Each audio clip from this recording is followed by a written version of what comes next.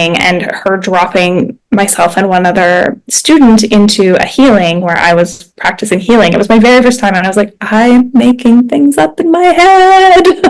And they really didn't believe what was happening. And then the person who I was working on, before I spoke and said what I did, she told me what she had felt, and my jaw probably hit the floor. Like, there's no way she just said, like, she could know. Yeah. And she did.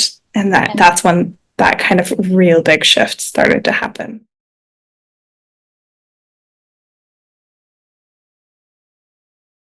Hello and welcome once again to Tales of Transformation. This is a space where we explore spiritual teachings, healing, and inspirational stories. And essentially, it's a space where you can use other people's stories or experiences of making bold moves outside of the norm as permission slips for you to follow the little whispers that you yourself hear, but haven't yet cultivated the courage to take action on. So let's see how you will be inspired by today's guest, who describes herself as a slow living witch and a wild medicine healer. So we're just going to wait until she pops on into the call. And then reception or like Wi-Fi connection, and I'm like right by the router. But amazing, it's gonna work. Where are you? I'm in Buenos Aires. Okay, perfect, amazing. Yeah. And are you there for a short trip, a long trip? What's happening? A long trip. We decided to escape winter in Canada, and we're down here. We arrived a week ago, and we're here for 3 months.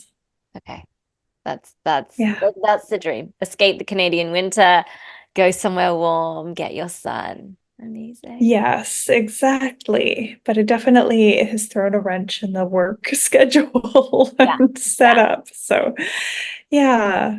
And you're in the UK, right? I am. I went to Canada twice last year, actually, because I love it so much. Nice. That's awesome. I want to dive straight in. So how do you feel about that? Should we just... Yeah, sure. Yeah. I'm happy to whatever feels best. Yeah. So I deliberately didn't look too much at your Instagram because I wanted to discover you as we speak, kind of really naturally and authentically. But I know we had a brief chat a couple of months ago, and you shared that you used to be a midwife. And I think that's where I'd love to start. So maybe before that, what inspired you to do that kind of work, to study midwifery? And how was your experience in that field? Sure. Yeah, I stumbled upon midwifery. It almost feels like it's not a terribly common profession in Canada, unlike in the UK where it's common. If you're pregnant, you have a midwife there. It's a profession that had fallen by the wayside for a long time in Canada. And I was traveling. I was in school, taking a break to travel. I didn't know what I wanted to do. I was feeling a bit lost and was considering public health nursing because my grandma had been one. And I knew I wanted to do something where I was working with people and helping people. And then I actually read a book called The Birth House by Amy McKay. And it's about midwives at the end of the 1800s in Canada, in rural Canada. And it was just like fireworks going off in my head. I was like, this is what I want to do. This is what I want to pursue. I think I was in Bangkok when I was reading that book, actually. So very much on the other side of the world. And when I started looking up, what do you have to do to be a midwife? At that point in Canada, there was only 2 schools offering a program. And so when I came back to where I lived in Calgary after my travels, I went back to school and actually started preparing to take an accelerated nursing program because I wasn't at that point ready to move to either BC or Ontario, which is where the programs existed. Yeah. And then in the meantime, I was finishing up my first degree. And the year before I finished that degree, a midwifery program started in Calgary, which is where I lived. And so I applied Of and course I it got did. in. Yeah, exactly. Yeah, it was really, really beautiful timing. So I was Yeah. the second cohort to graduate from that program in Calgary as a midwife. Yeah, and then I worked for 6 years only. I continually come back to this feeling like I always knew when I started the career, I knew it wasn't like a forever career for me because it's taxing. Mm, Certainly the way that midwifery is set up in Canada, it's an on-call situation. So you're on call. In my case, I was on a team of two, so for a week at a time with 6 days off in between and a day of clinic. And it was just really grueling yeah. sometimes. Yeah. And I think I probably would have practiced for a few more years than I did, but COVID came along and it hurried the end Yes. for sure. It made the decision for you. Yeah. Yeah. Yeah. It was a decision that was coming. I was already in a coaching program. I was already thinking like, oh yeah, like, 3 to 5 years, I'll start Yeah. growing this on the side. And then yeah, I just hit a wall. Yeah. So I'm really curious. So if birth isn't, it's not common to have a midwife, is it doctor led in that case? Yeah. Yeah. Okay. Yeah, most people have either an obstetrician if they're high risk or Yeah. higher risk, Yeah. or just a family physician who specializes in maternity care. Okay, amazing. And does that lead a lot of women to lead their own births or not so And much? not so much. No, Still, and it's by lead still. their own birth, do you mean like free birth or birth Uh-huh. without support? Yeah, Yeah, yeah. there's very little of that. There are some, but it means I believe, and from the statistics, that we end up with a birth that's more medicalized than in parts of the world where midwives are still very much a part of the system. Really high rates of epidurals, really high rates of cesareans. So there are moves being made to try to reduce those rates, but Mhm. it is this fear-based way of care that really bothered me, and which is part of why I went into the profession. Yeah. Did you feel you had any influence on empowering mums or mums to be to take ownership of their own birth and make those decisions themselves? Yeah, for sure. I think that's a big piece of what midwives do. And, Yeah. some clients came in and really just wanted midwives because they'd heard that the postpartum care was better, which it is. Yeah. But there's so many clients who came in with either a lot of fear or simply just not a lot of knowledge that there is another way to do things, and would over the course of pregnancy like learn to trust their body. I had people go from coming in being like, I want a hospital Yeah. birth with my epidural, and then they end up having their baby in the tub at home, Yeah. by choice by the end Yeah. because they've learned and read enough to trust the process and trust that they're safe, Mm. with a midwife there to attend and make sure that they are safe. Yeah.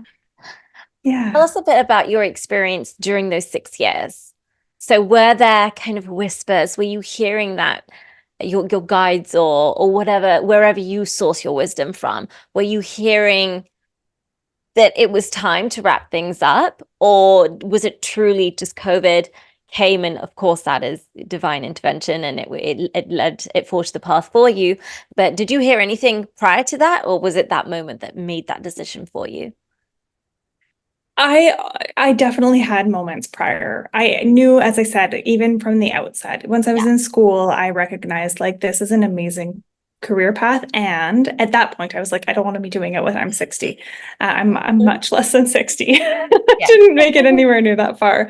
Yeah. The first kind of inkling I had that it might not be forever as I worked, was in the first few years, there was a lot of, I mean, the moments of burnout are kind of frequent as a midwife. There's so many days where you are up for 36 hours and exhausted, coming home, having your phone ring again that night. And those moments you're like, why do I do this to myself? There are Mm. also so many moments that remind you why, the beauty and real deep privilege and honor of being present and being the space holder for birth. Yeah. I thought that I was coming to an end quite early on in my career, and then I left a really terrible relationship and realized that it was actually the relationship that Yeah. was draining me. I had like a bit of a resurgence and renewal of the love of my career after I Yeah. left that space. And then it was a slow, like, okay, I'm working towards finding something that I can control my own schedule around Yeah. and gives me a little more freedom to travel. And then, yeah, COVID just took away all the things that we used to replenish our energy. It took away going out for breakfast after an all-night birth with your midwife friends. It took away traveling on the weeks off call to kind of get, something to regenerate that energy that is expended. Yeah. And then you were faced with just the truth of how you felt. Yeah. Yeah. Yeah, the truth of how I felt and the lack of being able to replenish. It wasn't even just that it was completely over. I think that I would have been happy to carry on if I'd been able to keep replenishing my stores, but without the ability to do the things that re-energized me and filled me back up, it was just depleting constantly. And so it really, yeah, hurried that end along. Okay. So, in hearing that, I wonder how your life looks now because what you're describing is a period of work, those 6 years where you were being drained and then you would use the time that you were given to replenish. And then you were being drained and replenished, and you were going through this cycle. And I wonder Mhm. if you still experience those same cycles. And if so, does it look the same? Does it look different? And if not, what are you doing differently? I would say that I definitely not to the same extent. I think as a Yeah, projector, I don't know if you are into human design, yeah, but a for little bit. anybody, Yeah. if you know, and or for your listeners, Mhm. projectors in human design, we have a real ebb flow kind of energy Yeah. anyways. Mhm. And so I only learned about human design in the last 2 years, but as I learned more about it and what it means to be a projector, there is that sense of, oh yeah, it's really easy for me to fall into the trap of trying to do too much because that's what society tells me I should do. It's Yeah. built around this kind of masculine energy cycle of 24-hour hormonal reset. It's built around like a generator type energy, which is like go, go, go every day. And Uh-huh. I don't function like that. So I am learning and unlearning and really having to catch myself and hold myself so that I don't come up against those real burnouts and needing to replenish in that kind of almost desperate, like, oh God, I'm done. I need something else kind of way. And a lot of it has to do with paying more attention and leaning more into the spiritual and mindful practices that I've learned since starting the journey away from midwifery as a coach in my coach training. And then also I did a year-long wild medicine energy healing training Mhm. that gave me my entrance into all things woo and and a little more spiritual because before then I was very, very grounded in science. Yeah. And my rational brain was in charge. Mm. So what gave you the permission to study your energy training and healing and medicine woman work? Because you you take the average scientific, clinical person and say, "Hey, go spend money on this coaching," and they're like, "No, no." So No. there was something in you that said there is something in this. And what is that thing? And when did you notice that that part of you existed? Yeah. The looking back after I started the training was when I started to notice the little like breadcrumbs in my Yeah. life. I definitely always had a curiosity in things like astrology and things like things that you can't explain or understand just from that rational scientific point of view. That curiosity was very much squashed down in my marriage, which is what ended partway through my midwifery career. And after that point, it was like the little glimmers started to get a bit more. I could look at them. I was Yeah. allowed to look at them. Yeah. And when I embarked into my medicine training, my healer's training, I actually did just because of the teacher. She was also a retired midwife. I knew her a Mm. little bit, but personally. Yeah. And I went to like a 5-day, free Facebook thing event as people do. Yeah. And I was like, I don't know if I believe like a lot of what she's saying, but I Hmm. just really, really loved her and I was ready to learn something different. Yeah. And so, yeah, in my head, I was like, okay, if it's $500 a month or less, I'll jump in. And then, of course, it was 499 a month. And Yes, it's like, of it course. was. Yeah, but I do remember vividly sitting in that first weekend of hands-on training and her dropping myself and one other student into a healing where I was practicing healing. It was my very first time, and I was like, I'm making things up in my head. And they really didn't believe what was happening. And then the person who I was working on before I spoke and said what I did, because at that Mhm. point I was like, I think I'm imagining things. Yeah, She told me what she had felt, and my jaw probably hit the floor. Like yeah, if you had recorded my face in that moment, it was one of like, there's no way she just said like she could know, and yeah, she did. And yeah, that's when that kind of real big shift started to happen. yeah. And how did you form the idea of your niche and who you would be Mm. supporting and what kind of work you'd be doing? Where did that come from? That came from a lot of trial and error and coaches telling me to pick a niche and you have to Yes, pick a niche. And yes. like, I can help anyone. Yeah. um, but it actually, I had a workshop title drop out of the ether, as it were, in a retreat that I was attending. And I was like, oh, unleash your inner witch. And I went home, I just thinking it was like going to be a fun kind of like, woo, witchcraft. This is going to pique some interest. Title for a 1 hour free workshop. And my coach, my one-on-one coach, was like, would you call yourself a witch? I was like, I don't know, would I? And it's so funny looking back now because midwives have been accused of being witches for centuries. So it Mm. makes a lot of sense. But I popped a poll on my Facebook's or my Instagram stories saying, would anybody be surprised if I started calling myself a witch? And everybody was like, no, clearly. So yeah, that's when that was last year in May was when I really started kind of spinning that aspect of it. And for me, witchcraft is really just, connection to the land and Yeah, the earth, the cycles of the environment, our own bodies, each other. I'm not a Wiccan. I don't follow that yeah. religion, Hmm. but more the earthy. Yeah, I've got herbs hanging up in my kitchen drying so I can make potions kind of witch. Hmm. And Yeah. do you live in that way, very seasonally, psychically? Cyclically. Yeah. Do you live in that way? Is that how you run your day, how you run your life, your I business? try to. Yeah, I really try to. Again, it's like overcoming the years of Yeah. conditioning to be not that way, but I very much try to early in my business before I had any idea of my niche. I did start running Wheel of the Year ceremonies, which the Wheel of the Year is a Celtic or pagan calendar. There's 8 festivals scattered through the year. Most people know the big ones, Yule being Christmas, Ostera being Easter, those kinds of Yeah. so equinoxes and solstices, and then the midway points in between. Mhm. And so there was immediately this pull, yeah, to reconnect to the land and the earth and the cycles of energy there. And it really has helped as I've sunk more into that practice to allow myself to rest more in winter and sleep more and dream more and allow myself to be out and using more energy in the summer when that's kind of supporting me. The energy of the sun is fueling that outward action in the world.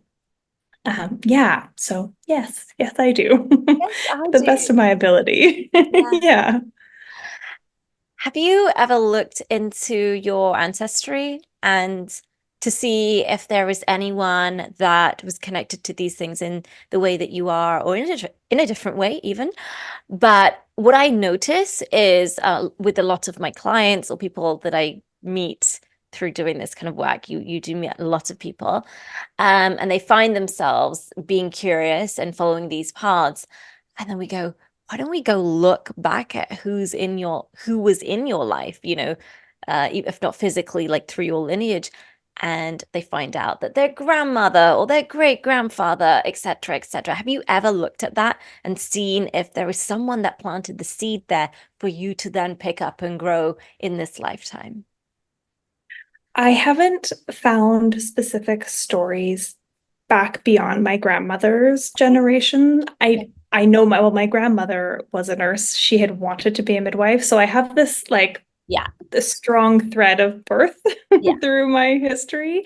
But yeah. I all not all, but most of my family on both sides come from Scotland and Ireland. And so there's a Mm, real strong tie to those pagan roots. I have no doubt whatsoever yeah. that there were wise women in my history for sure. Yeah. And so this is actually really interesting to me because obviously in Canada and the US and North America, there's all these European roots. And I always wonder how much of that are people connected with. So is this something you go and explore?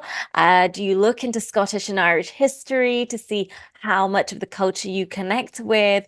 Or is it something you accept as your ancestry and you live your life as a Canadian, whatever that looks out like to you? How does that I look?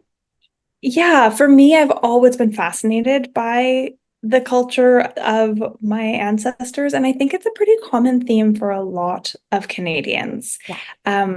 There's a habit among Canadians of asking, where do you come from? And I remember a British friend getting really annoyed once because he's like, you're from here, you're Canadian, your great Yeah. great grandmother coming from somewhere else doesn't make you British. And for us, it's this sense of we don't have a long history of rootedness in the land. We are settlers on this land. Mm, It doesn't belong to us. Yes, it is my home, but there is a deeper sense of rooting back into the generations who did live on and belong to a land. yeah. So certainly for me, I traveled to Ireland in 2022 in October, and I got off the plane and was like, "Ooh, I am home." Like there was something in me that knew that place. And I don't think I'm alone in feeling that. A lot of Canadians carry on their traditions, traditional foods or music, or sometimes, celebrations, holidays, those kinds of things from their ancestors, because I think there is that real sense of being disconnected from the place where we are from. Yeah. Yeah. Also, that's really interesting. I was in Ireland at the end of September 2022. I think in the end of September into the first few days of October. So we may have Oh, crossed wow. paths. We may have. Maybe I can't remember the exact dates, but it was just before the national carrier WestJet only flies to Ireland direct until mid-October. So it was right at the end of their their flights. You Oh, get really good yeah. deals if you go in October.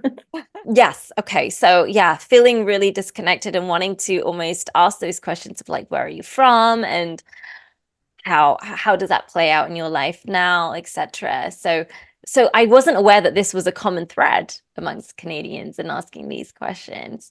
Do you find Yeah. that in Canada, communities form based on their ancestry and their origins? I don't think so much unless it's like first and second generation immigrants, Yeah. people who are, their parents or their grandparents are from a community and they settled, those pockets of Yeah. Ukrainian immigrants and Indian immigrants and wherever in the world. But for us, for those of us, especially in Western Canada, it's probably a bit different out east because that's where Yeah. all the Irish and Scottish folks landed was out east, but I'm in the West. And so by the time you get out West, it's such a dispersal and a mixing Yeah. and mingling that it's more of a curiosity. We probably had to like talk about where our ancestors came from in social studies in school too. I don't remember specifically, but I'm sure that was something that came up because it is such a common thread to be like, oh yeah, well, I'm Irish, Scottish, English, a little bit Sicilian, and Yeah. all of these. Yeah. Yeah. Yeah, Yeah. yeah.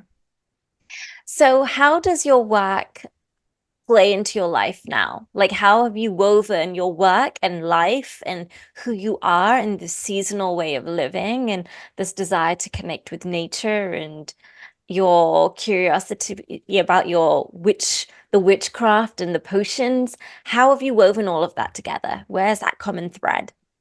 Mhm. My work feels very much, it feels like a beautiful continuation of what I started as a midwife, which was to connect with women, to empower them, to help them get to know and trust their own bodies.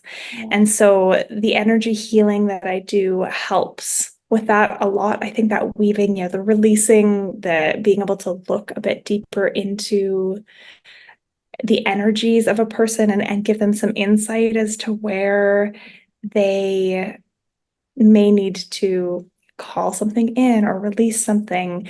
It fits so beautifully with my life because I can offer it from anywhere. I do my healings distance. And so either over Zoom, where we have time to talk before and after, and then I blend in the coaching, or in addition, the people who come in to work with me in my one-on-one container, we do monthly calls on Zoom, but then bi-weekly, I offer healings while they go about their day. So I can do it. As I mentioned at the beginning of the call, I'm in Buenos Aires. Yeah. I'm doing healings for people at 8 o'clock my time. They're still asleep. It's 4 a.m. and Yeah. I get to send them over by voice note.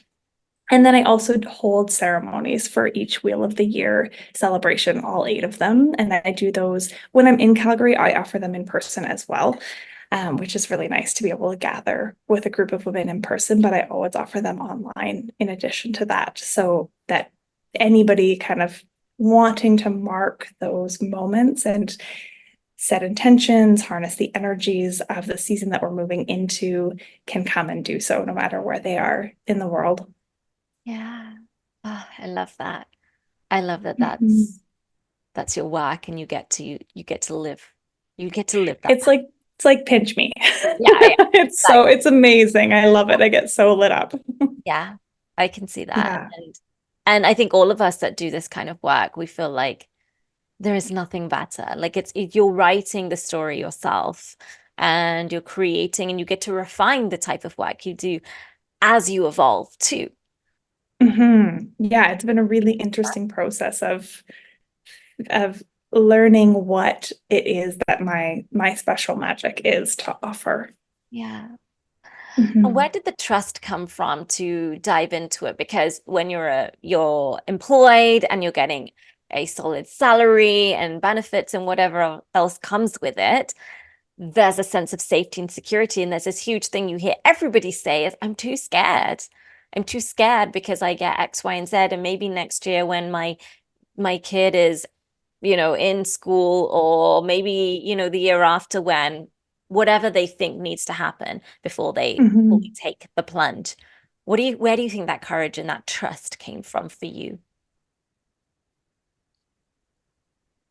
There was a little bit of the trust was, I think, a little bit of almost just, well, it's just going to work out because it has to.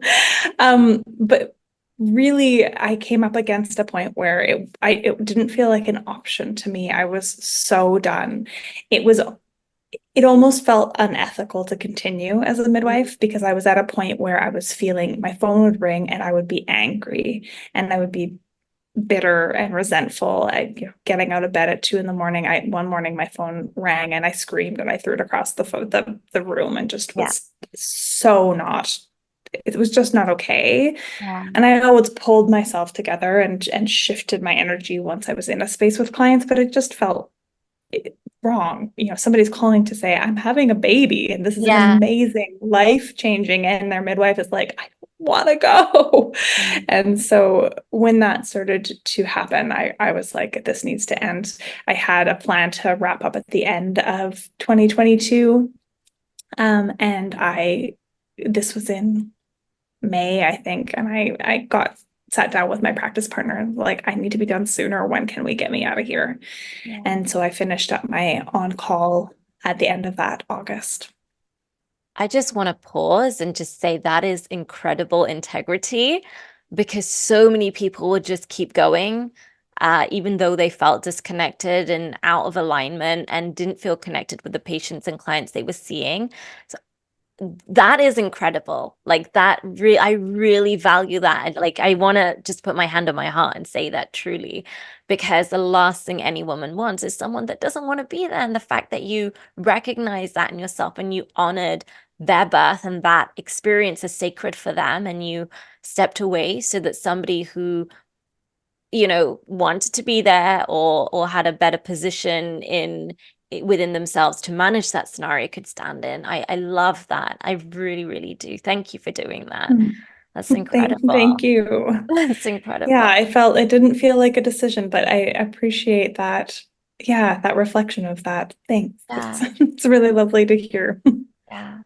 And it's almost like that quality in you is probably what makes you great with your clients now in your business, right? It's like if it doesn't feel like it's landing well for you, you know that you've got that inner compass that will say, you've got to stop. You've got to stop and change this. And that might be pivoting or changing your niche or like taking a break or just spending like a week in the sun. And maybe that's enough, right? But you also have the freedom Mhm. within your own creation of this business to do that now, which is one of Yeah. the beautiful things about it. Would you ever consider bringing birthwork into your offerings in a maybe more natural, witchy, empowering the mother, less clinical, medicalized, allopathic way? So more of the maybe doula or training people in free birthing, for example. Is that something that interests you, or is it like I've lived that phase and it's done? Yeah. That's I would have no issues and would actually honor the ability to support women energetically. yeah. I would never consider doula work because it's on call again. Yes. And I would be like, well, I want to be in charge because I would probably be questioning the the decisions of the main care providers unless they were other midwives. I did doula for a few births while I was in school to be a midwife, and I just remember having to bite my tongue the whole time against what the doctors were saying. So that would be a no for me. Mm, Um, Free birthing, while I respect every woman's choice to do what they feel is right, and I recognize that there's a lack of care providers who are willing to support women to yeah. safely birth with their own decisions without feeling pressured. Yeah. Um, it's not something that I feel like I could ever get behind because when things go wrong, it's you just need like a good midwife should just be sitting on her hands in the corner and that's it, unless she's needed. Yeah. And so I really believe in having women be together when they're birthing, Mm. even if it's not a medical professional. But women didn't give birth alone; they gave Yeah. birth in community with a wise woman who had attended many births. And so Yeah. yeah, I think if I ever have close friends or family who have more Mm. babies, I will certainly be present for them. Yeah. And I would always be happy to help women connect to their bodies and their empowerment and connect to their ability to advocate for themselves in pregnancy. I think that would be a really lovely way to use my knowledge and my skill set now to help empower birth because a mess. The system is a mess. Yes. Yeah. Yeah. I'd love to go back to your childhood and ask a little bit about that and see if were there any things within your childhood that you feel now when you look back, you can see how it informed or planted seeds for you being and living the way you do now and being curious about the more witchy, woo, spiritual aspects of life and who you are? Or did you have a very kind of material 3D childhood? I think that I always had a wonderful imagination, Yes. really vibrant. Thank goodness there were no devices when I was growing up, and my Yeah. parents had a strict 3 half-hour TV shows a week rule on TV. Yeah. Um, but I always loved being out in nature and playing in nature. And I mean, I feel like most children, but maybe not, made crafts out of nature. I used to make witch's brews for sure out of Yeah. pine cones and leaves and water. And Yeah.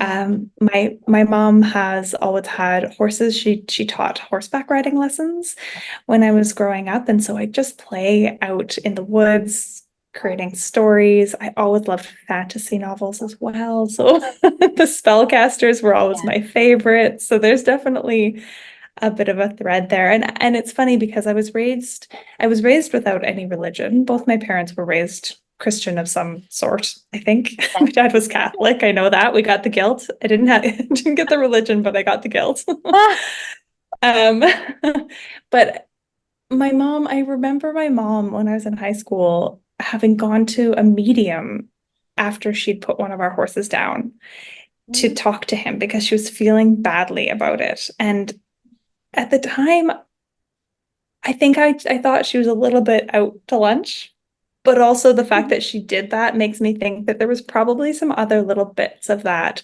mm, There's more that we really understand yeah. behind the scenes, kind of woven in without my really directly being aware of it. Sure. Yeah. Yeah. That's, yeah, because sometimes those seeds are planted and we don't even realize they're being planted. Because if she was the type of woman that would feel that that was a legitimate thing to do, to go and speak to a medium, and that was actually going to provide her relief, and she believed that she was able to connect with this horse, Mhm. that is unlikely to be the first time that she's It's done something of the unlikely. sort. And sometimes maybe it wasn't so explicit that you noticed, but those things were happening and you were being led in that direction. Yeah, I suspect that that is the case because I don't have any other specific memories, but you don't just go talk to a medium to speak to your horse without having had some other little, yeah, um, pieces of that kind of belief sprinkled in, I suspect, throughout my childhood. Yeah. And tell us a little bit about, as you kind of grew older, you went to uh, study midwifery. Um, where were you noticing that you perhaps were not following the mainstream narrative? I'm not sure I ever followed the mainstream narrative. My first my first degree is actually in religious studies. Okay. I was really, really drawn to, I've always been fascinated by humans and culture. And so I actually, yeah, a degree in religious studies with a focus on Hinduism. I'm admiring all your statues behind you and looking at them. And that kind of, to me, again, looking back, tells me that there was always a sense of there's a human element to the way we connect, or not a human element to, there's a way that humans connect to the greater than that is just absolutely fascinating. And even though the stories are different, there's these similar threads. And so it's like, can I mean, either we're all wrong Mm, or we're all right. And yeah. it feels like if we're not doing harm, if we're not pushing our beliefs on other people, there's this sense of allowing for the magic to be there, and allowing ourselves to believe that which we cannot tangibly grasp.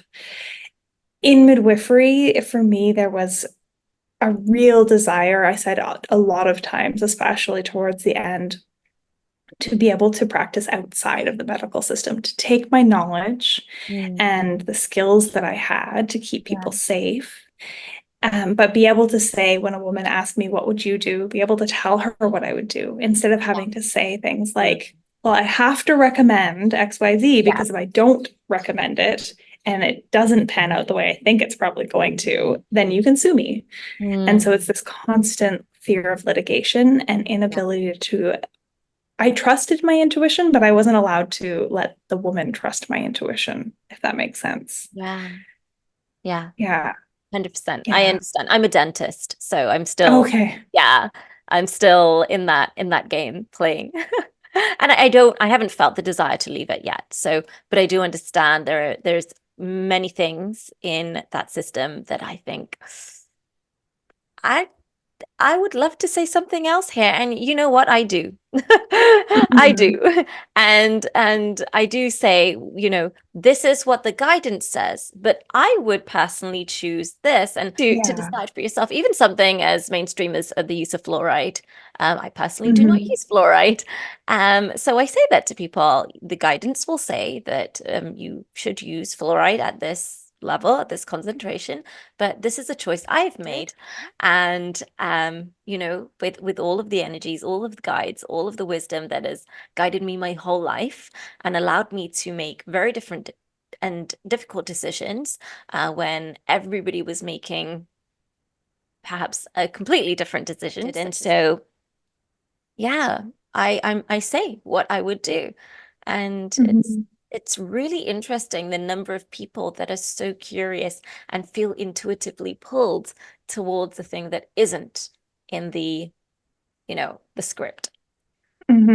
Yeah, I think that the struggle for me as a midwife, unless the client was really proactive in their own reading, in their own, like, yes, I trust myself, is that when we're playing with the life of an infant, Ah, it's the stakes are so high. yeah, They're so high that if, totally. yeah, if something doesn't go accordingly, I would often be like, I would, depending on the client, I would tell them what I would do personally, but also and or would just say I will support you in anything you choose.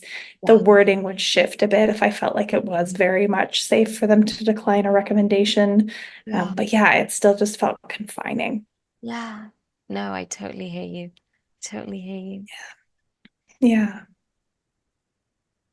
You mentioned earlier that you felt during your marriage, which you chose to leave, um, and you can share as much or as little as you feel you want, um, that you felt that you weren't exactly able to look at the glitter, the magic, or these curiosities that lived within you. Can you tell us more about that? What did that look like? Hmm.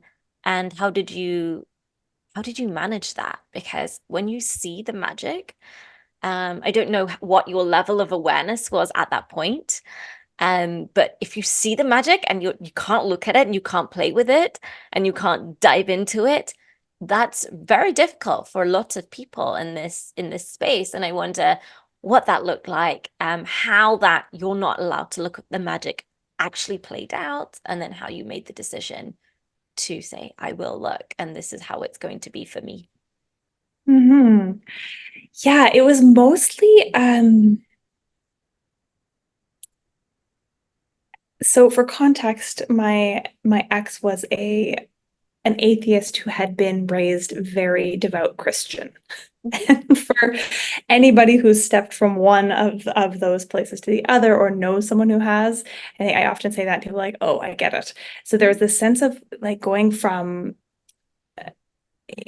almost atheism as a religion, like a zealous religion of like it's only completely logical, completely rational, almost nihilist, like very, very much like astrology is BS, and anybody who thinks that it's real is an absolute idiot kind of approach to anything that wasn't really concretely grounded in science and provable.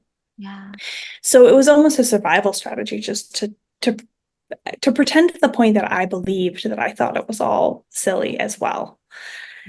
There was a piece of me that was always like, well, it's fun to read my horoscope, but I mean, you can read into anything, even though I'd read other, the other signs and be like, well, that's not applicable to me, but it's just made up. And it was a stuffing down to survive kind of sense. Yeah. It was a very psychologically controlling relationship in that way. There was a lot of manipulation that I didn't recognize until afterwards.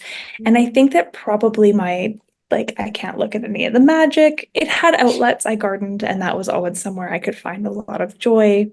Yeah. And I, I write music and sing. And so that was another outlet for me to find, and writing was always an outlet for me. but I think it probably the denial of like, oh, there's nothing else out there was part of the feeling of being trapped that I had, aside from actually feeling trapped in the relationship. But there was a larger sense of life feeling stagnant, or like I was kind of constantly waiting and restless feeling. And the decision to leave, it took a long time. But when I finally did, it was this sense of massive, massive relief and a realization that I hadn't even recognized how unhappy I was until I was on the other side and was happy. And I was like, holy crap, I was really miserable. It was yeah, I'd almost forgotten how to be happy, or what happiness felt like. Mm, that's beautiful because a lot of people will come out of a marriage, and even if they really recognize all of the things that were stifling them, suffocating them, there is a period of grief. Did you feel that you went through that too? Did it come later, or did it come just before the happiness hit? Yeah, the grief for the relationship itself, I think I was trying to leave, or feeling like I wanted to leave, for a solid 5 years before it actually happened. And so I feel like the grief for the relationship Mm. I had already processed while Yeah, I was still there. There were other griefs though, the loss of family, the loss of friendships, those connections, the social ties, and the social life that I had had and thought, had this sense of these are my plans and my people for the rest of my life. That was the harder part, and that came in waves as I started recognizing who and what I had lost outside of just the relationship with the one person. yeah. And Mhm. once you left that marriage, what did you go and do? What did you feel like you now had permission to go and explore and do an adventure with? Well, I was still kind of supporting both of us, but to a lesser extent. I ended up paying spousal support, but I could spend my money for the first time in my adult life. It felt like I had a good income that allowed me to do whatever I wanted without really stressing about it. So I rented a house that had all the things that I wanted in a house, and I took lots of spontaneous trips and really, went out. I didn't have to ask permission to go out with friends. I didn't feel guilty if I went out. I could kind of just do whatever I wanted on my own terms. And I really, really enjoyed it for the year that it got to happen. I left pretty much a year to the day before COVID lockdown happened. So there was a year of just like, this is expansive and I'm going everywhere and doing everything. And on the drop of a hat, like, I don't know, there's a seat sale for Austin. I'm going to go to Austin for the weekend. That kind of excitement. And then it did obviously all come to a bit of a grinding halt with Mm. COVID, but it was just a real sense of freedom and being allowed to be myself and rediscover who I was. I had the time and the space and nobody mocking my interests.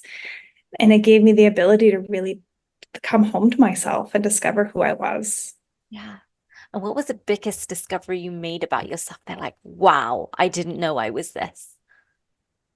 Or at least in that particular way that you could now see yourself. Mm-hmm. I mean, probably that I didn't realize I was a witch. Yeah. To sum it up with a nice, neat little bow. Yeah. Let's say you get to your last day of life. This is a question. Mm. And you're 130, it's long and it's beautiful and it's full of numerous different chapters and adventures, and you're there and it's your last day. What message would you send your ex-husband for the time that you spent together and maybe what he taught you? Or... Mm.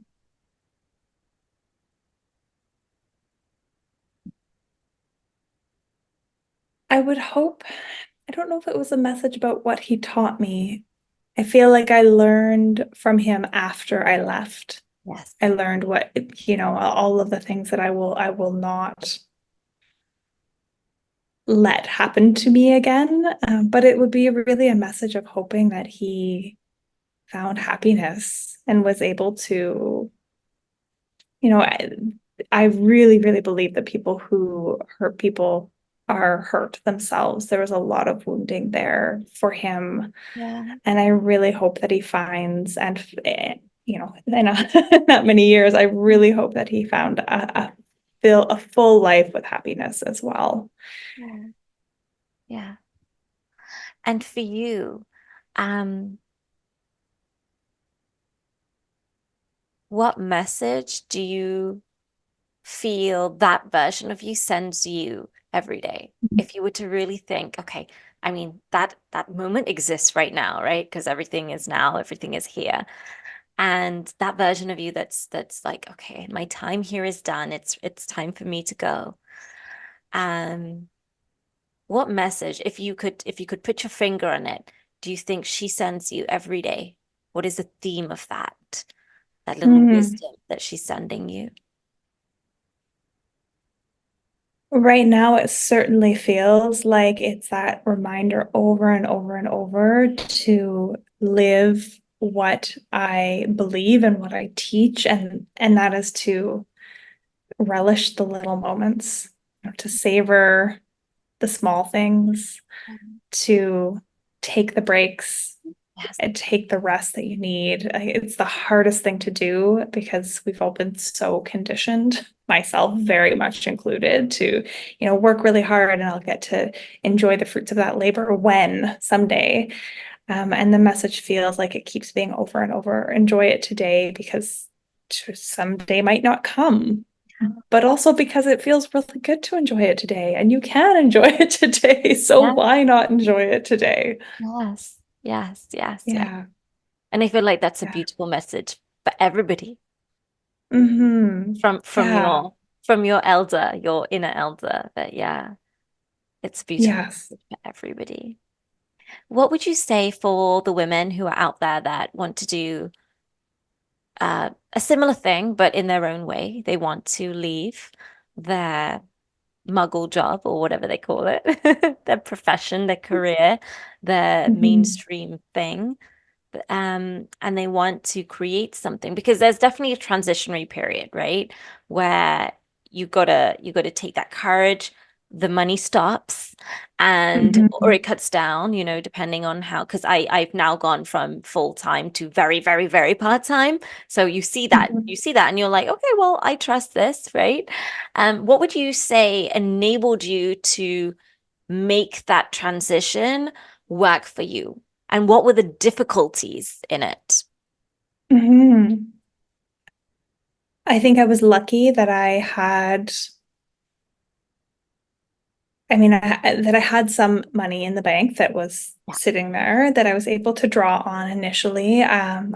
Some really lovely divine timing. We got some COVID back pay for midwifery. So a Wow. few months into my not having midwifery income, I got Yeah. a check for that.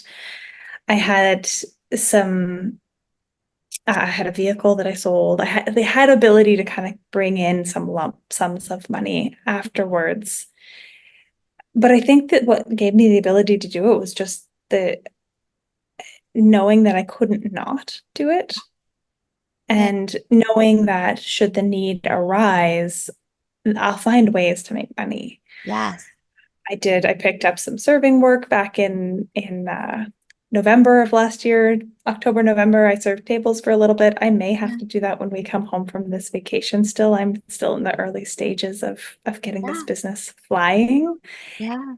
And it's that real grounded knowledge that this is my path for sure. This is my path.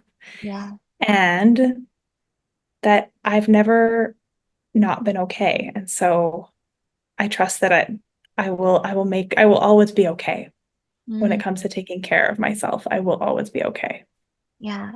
And I really want to just pick that point for people that are listening that when we have trust in something, in that energy, in God, in source, in goddess, whatever you want to call it, creation, and we also have trust in ourselves, we will always figure it out. It is self-trust. There are women who meet someone halfway across the globe and they leave everything and go be with them, right?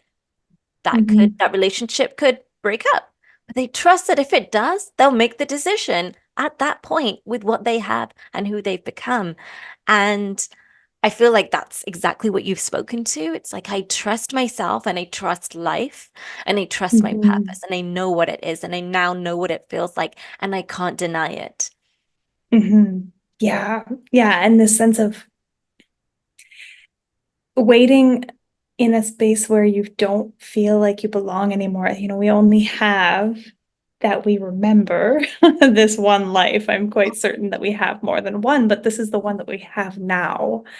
And to while it away, waiting for the day when we can actually live it the way we want to, it just doesn't feel that feels like a waste. And it's a terrifying decision to make, but Yeah. you can have safety nets. I have my midwifery license still. It's Yeah. I'm on a leave of absence. If I had to go back, I would.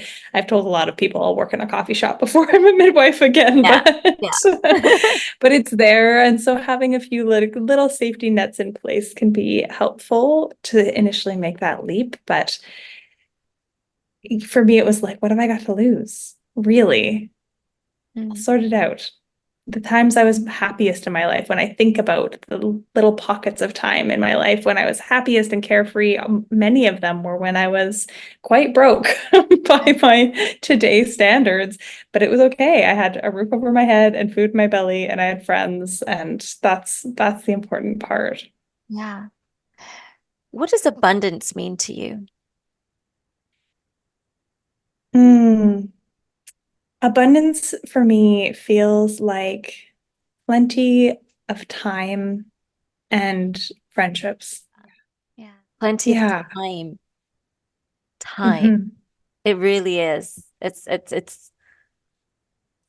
freedom to do what you need to do and you want to do with the time we have here. Hmm. And being present in the time so Yeah. that it doesn't just slip by. It's not that sense of waiting until there is time. There is always time, but we have to notice it. Yes. And that's the hard part for sure. So being in that sense of presence and feeling as though there is plenty of time, that's my definition of abundance. Beautiful. Hmm. So I'd like to talk a little bit about your offers and what transformation you offer your clients and the people that come and work with you. Do you want to tell us something about that? Sure. Yeah, I would love to. I've recently done that thing that entrepreneurs feel scared to do and kind of come down to one main offer, really. As I said earlier in our chat, I do have these Wheel of the Year ceremonies. Those are always on offer. They're a sliding scale and they happen 8 times a year. So that's a really easy little way for people to kind of get a sense of some of what I offer. Yeah. But I have recently crafted and I'm taking my first client through right now a 6 month journey called Rekindled, Mm, which is really that journey home to yourself. yeah. And it helps women who feel as though they have, not lost a part of themselves or maybe never really known her Yeah. to reconnect to that true inner self, that true inner knowing, to reconnect with the sacred know that lives inside of all of us, that Mhm. ability to Yeah. trust our intuition, guard your knowledge, and come home to that ability to say no and yes as well when we mean it. Mm, And I do my work through a combination of kind of like coaching and energy healing. As I mentioned, it's mm, one-on-one in person, Zoom in mhm. once a month, bi-weekly energy healings, invitations to all my Wheel of the Year ceremonies, support through voice notes on WhatsApp or Voxer in between sessions to kind of hold that space, bring forward any issues that are bubbling up. And I lied. I also have a 6 week Unleash Your Inner Witch Mhm. Beginner's Guide to Light Witchcraft for the Woo Curious. It's a course. And if you're working one-on-one with me, that whenever that runs live, you have access to that as well, to that cohort. I think am I missing anything? Mhm. Probably. There's all sorts of little delights and surprises I keep dropping into this container space, but Yeah. Rekindled is the name of that main offer. Yes. And Yeah. what is the kind of avatar, the type of woman that you really magnetize towards you to work with you in all these different ways? Is there a common theme? Yeah. It's I struggle so much to speak to this. I'm working really hard on trying to get clearer on it, but it is Oh, this sense of the woman who feels is who is burnt out and overwhelmed and feels like there is never any time for her, never any time for her desires, yeah. her needs. It's like that struggling with placing boundaries or people pleasing, always putting the needs of others ahead of the needs of yourself because that's what you've been taught to do to be a good girl. Wow. Um, and often there's that piece of like it feels there's an anxiety piece of like what happens if I do start to slow down or let go, it feels like everything will come crashing down around you. Yeah. That sense of you're holding it all together, but Mhm. just barely. Yeah. Mhm. That's a lot of women. That's I know. I need to. a This lot of is women. my coaches are like, you have to niche down. I'm like, but I don't. No, it's a niche. It's a niche. It's a It niche, and is. it's just such a common experience for women who are trying to Mhm. do it all and feel like they have to and are juggling a lot. Yeah. And overwhelm and burnout shows up in so many different ways and for such a wide range of different types of women. It's such a common Yeah. experience um that we all share. Yeah. And I sense too, the women that I call in, they're the type of woman who maybe fantasizes about running away to the woods and Yes. living Of course. living with their best friend in a hut with the down by the river. The Yeah. the witchy side of things calls, even if they aren't quite sure what that entails or what that means. So Mhm. let's start wrapping up. So I want to ask a few more questions just about you and your vision for yourself. So firstly, it's what is your vision for your own personal life? So maybe relationship, family, where you want to live, whatever that kind of just you and your little world. What are you hoping to bring into manifestation? What are you trying to create for you? My vision is a home on a piece of land near the ocean, either in Eastern Canada or Western Canada, actually, somewhere by the ocean or in Ireland.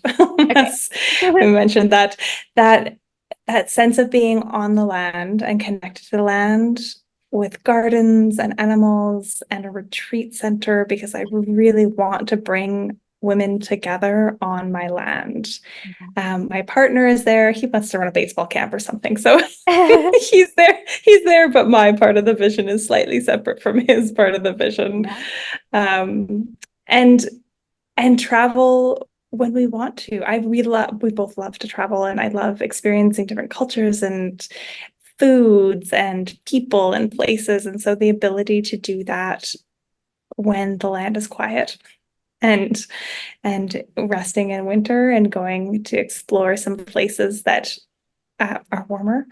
That's a piece of it for sure. But that real sense of being the slow living witch that I am Yeah. on the land with my garden and my home and my cozy fireplace and my books. And for your business, what is the Mhm. vision for your business? Because your business is it's a consciousness, right? It has its own Mhm. life, its own vibration.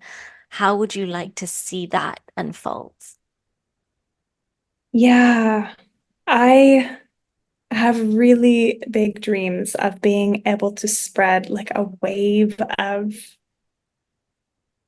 reclaiming of the divine feminine from the Mhm. work that I do. And so empowering women to rest. I'm writing a book right now called The Courage to Rest, which is that sense of bringing women an awareness of the knowledge that lives inside of them already, really, Yeah. that we can change the world that we're living in. And part of that is the coming together and the taking back or the reclaiming of our divine wisdom. And so for my business to be kind of like the pebble in the pond that creates those ripples, that's what I dream of for it. And what is your message to all women? If you could just summarize one thing, you've got a microphone and the whole planet, all of the women on the planet will hear you. What would you say? If I summed it up in one phrase, it would be rested women will change the world. Beautiful. Thank you. You're I welcome. love that. Thank you so much. Thank you so Thank much. you. Thanks for having me on. It was really, really a pleasure. Welcome. Does that feel complete? Is there anything else you want to say? Anything you want to express? Anything you want to share just before we fully close?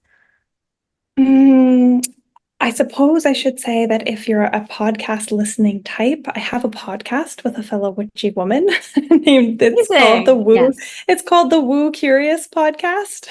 And Yes. yeah, that's another really lovely way if you're wanting to kind of connect with who I am and what I'm offering and Yeah. sample it. That is available on all the podcast streaming places. And say the name again.